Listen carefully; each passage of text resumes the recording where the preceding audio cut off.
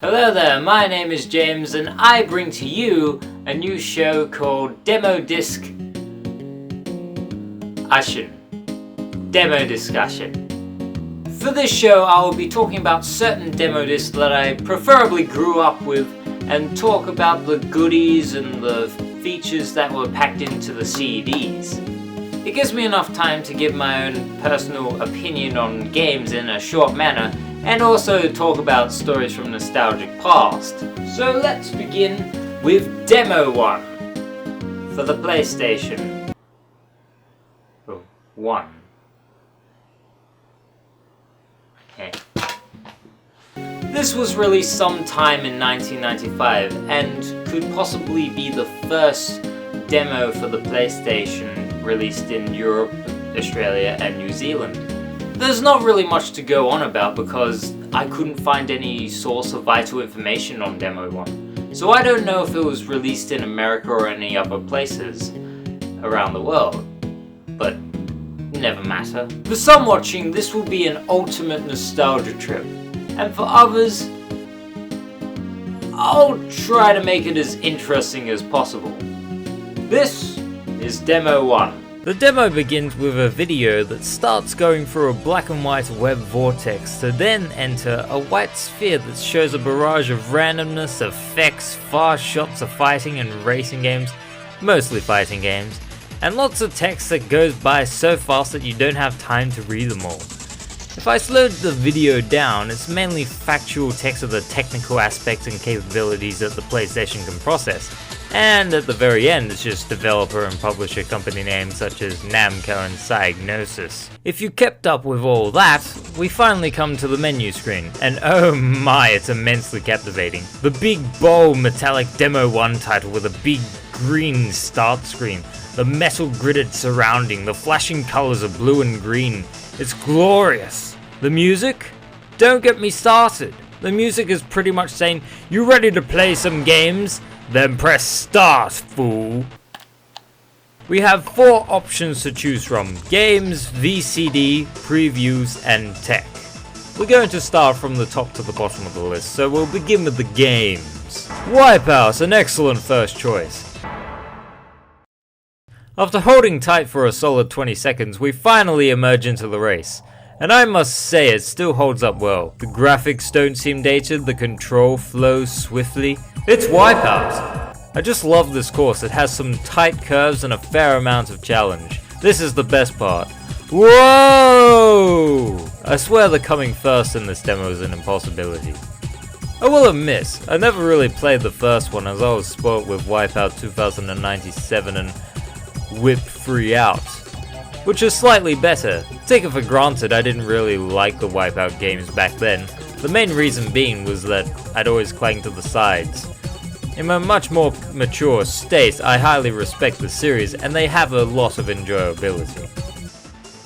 Jumping Flash. This was a regular choice when I was a child. Looking at it now, it's a complete drug trip.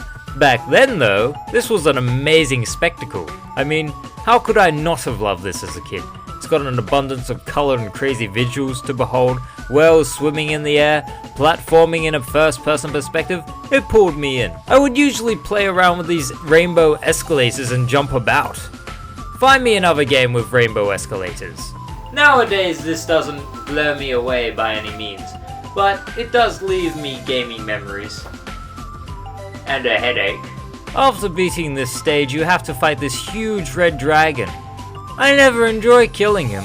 He's just too adorable. I mean, listen to him when I attack him.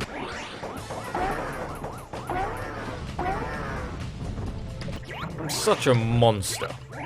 It's funny how I have trouble killing a dragon, but couldn't care less shooting a giraffe.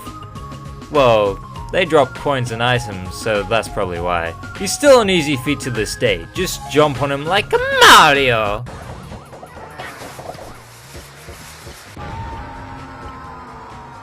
No!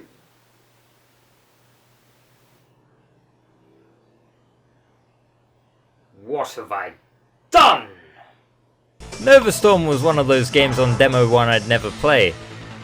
And the funny thing is now, when I actually want to try it out, it doesn't work. So, moving on. USBN Extreme!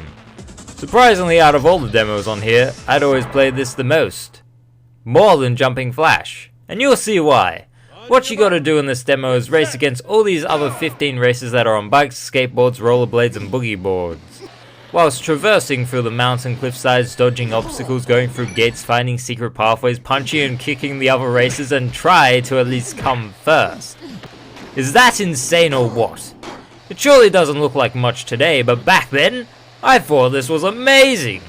There was no music whatsoever, just sound effects. The gate sound effect gives you that satisfaction. As a kid, it would be absolutely hilarious hitting another racer, just to see them tumble about or collide into something. I'm really competitive when it comes to this race, and I'm never like that. Occasionally. Ever since I played this demo, I've tried my hardest to come first, and the highest I've ever been is 6. Still to this day I give it a go every now and then. You never know, someday I might just come first. Someday. Up next is Loaded, and I found this demo to be obnoxious.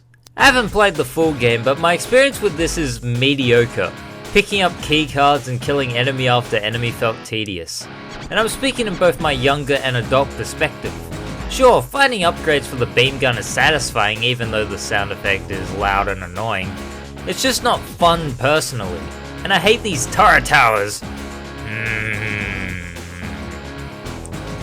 Loaded hasn't aged well either. Enemies slew through closed doors and the character sprites are out of place with the 3D surrounding. But I will cut it some slack for being one of the first PS1 games. Is there anything else I like? Well, the music is pretty good, especially the bass composition. Until the gun goes off. That's about it honestly. I have to try the whole game. Maybe then I'll have a better experience, and considering that there are 6 characters, there might be some more variation. Till then, the next game. Total NBA. 2 words I need to say about this one. It's basketball. Now, I honestly had a fair amount to say about Destruction Derby, but as you can see, it's been worn out. So sadly I can't talk about it. On to Battle Arena Toshinden. Battle Arena Toshinden is a fighting game, and I used to be quite the player at this. You have a choice of one player game or versus human. I always go with versus human. You can only play 3 out of the 8 characters, AG, 4 and Ellis. It's an easy guess as to whom I play as. 4. Yeah, the old wise man with the Wolverine claws. That guy. Even then in my younger years I play as 4. Don't even ask, because I have no clue either. So after many years not playing this game, I immediately suck. I flat out suck. All my master skills completely eliminated from my brain. Sadly, I don't have enough time in my life to get it back, so if someone ever brings that game to my place for a game session, it's not going to be my finest hour. I'd say Battle Arena Toshinden still holds up to some degree. The character models still look fine, the background isn't the best but I can excuse it. The frickin' music, love it. The control feels a tad stiff. I'd probably have to get used to it though after recent fighting games with fluent moves and technique over the years. I think that's why I'm sucking. I've been spoiled by all these other fighting games that I can't even play it properly anymore. All I gotta say is, great game for the time, but the evolution of fighting games goes on.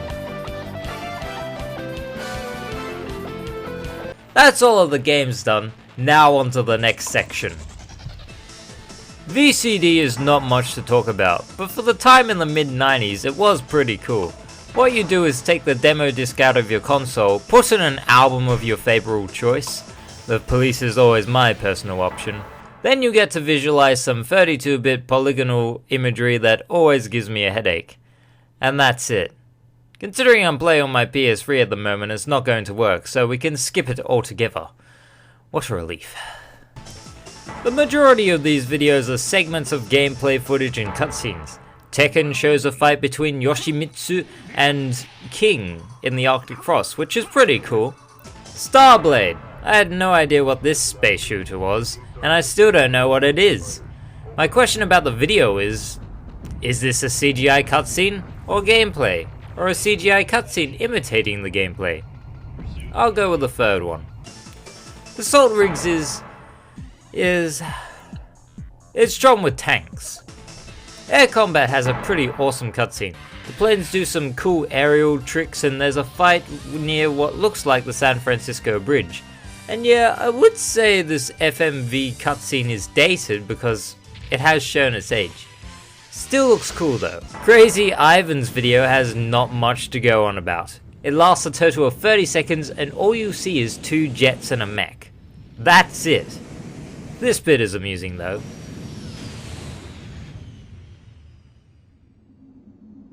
Warhawk caught my immediate attention. All the aerial maneuvers, the locations and terrain, the first person perspective. It got me hooked. The funny thing is, I still haven't played it. I better get to that later.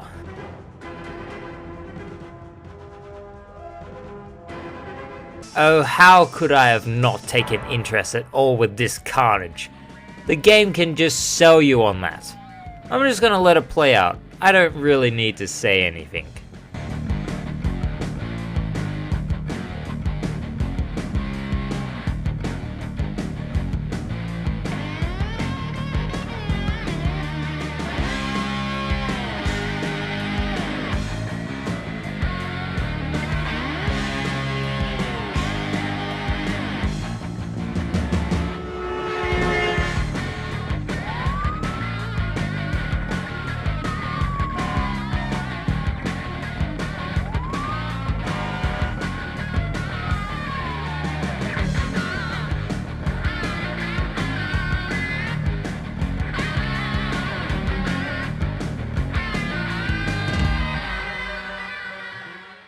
Rapid Reload shows some gameplay footage in a swamp area with these crazy enemies.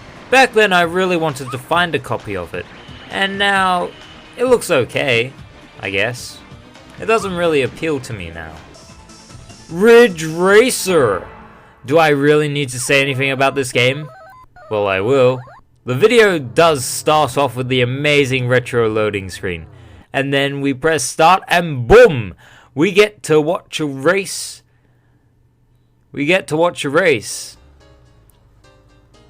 It just makes me want to play it now. Honestly, didn't see much color in a racing game before back then. Just the sharpness and contrast of the green hills, the blue sky and towns with beaches illuminates from the screen. I don't think it was till Crash Team Racing that I saw this much color. This is my favorite part. Oh yes. That's all I really got to say. I'm going to save my words about Ridge Racer later down the line. Now on to the last section, which is the tech. There are 2 tech demos, one of a TRex and the other of a manta ray. These were to show off the graphic and interactive capabilities of the PlayStation 1. We'll start off with the TRex.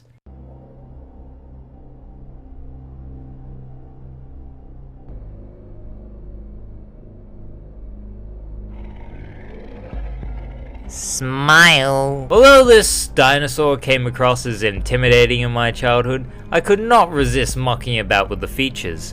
For the interactivity of this tech demo, you are only restricted movement of the T-Rex's head and the camera, but all of the fun is really implemented into those 2 things. Sometimes I'd ramble nonsense when I move his jaw up and down. Or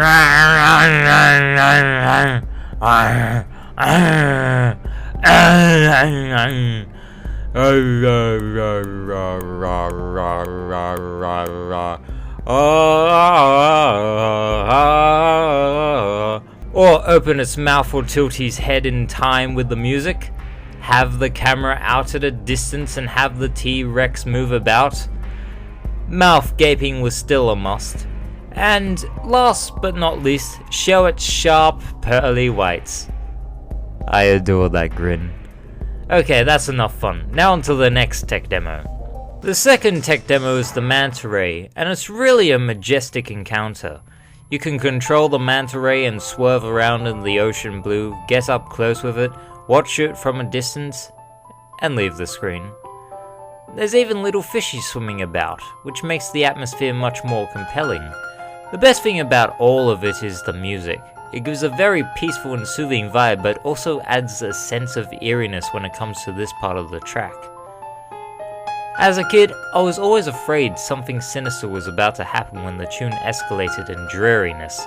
I thought as if a shark was to come out of nowhere and gobble the wee little fishies. Gladly, that never happened.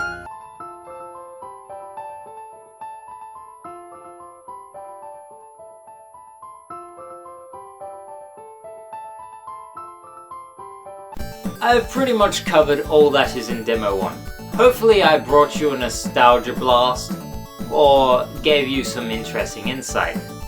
Nevertheless, thanks for watching, and I'll see you the next time on Demo Disc-Ussion.